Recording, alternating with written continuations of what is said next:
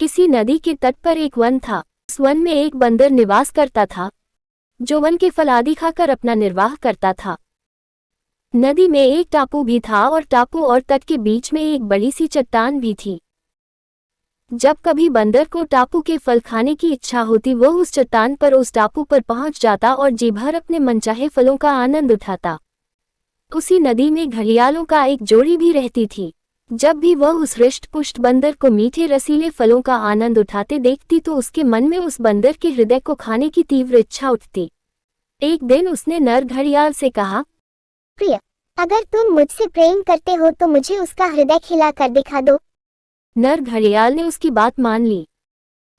दूसरे दिन बंदर जैसे ही टापू पर पहुंचा, नर घड़ियाल टापू और तट के बीच के चट्टान के निचले हिस्से पर चिपक गया। वह बंदर एक बुद्धिमान प्राणी था। शाम के समय जब वह लौटने लगा और तट और टापू के बीच की चट्टान को देखा तो उसे चट्टान की आकृति में कुछ परिवर्तन दिखाई पड़ा। उसने तत्काल समझ लिया कि जरूर कुछ गड़बड़ी है। तथ्य का पता लगाने के लिए उसने चट्टान को नमस्कार करते हुए कहा, हे चट्टान मित्र, आज तुम शांत कैसे हो? मेरा अभिवादन भी स्वीकार नहीं कर रही हो। घड़ियाल ने समझा, शायद चट्टान और बंदर हमेशा बात करते रहते हैं, इसलिए उसने स्वर बदलकर बंदर के नमस्कार का प्रत्युत्तर दे डाला। बंदर की आशंका सत्य निकली।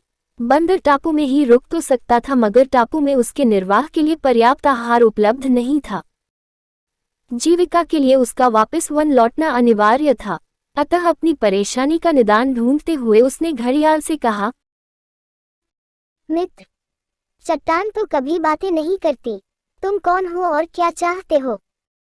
दंभी घड़ियाल ने तब उसके सामने प्रकट हो कहा, ओ बंदर, मैं एक घड़ियाल हूं और तुम्हारा हृदय अपनी पत्नी को खिलाना चाहता हूं।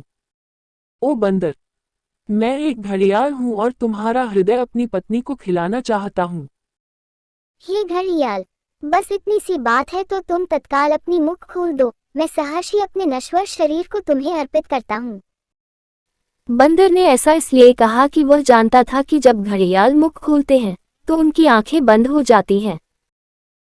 फिर जैसे ही घड़ियाल ने अपना मुख खोला, बंदर ने तेजी से एक छलांग उसके सिर पर मारी और दूसरी छलांग में नदी के तट पर जा पहुंचा। इस प्रकार अपनी सूझबूझ और बुद्धिमानी से बंदर ने अपने प्राण बचा लिए।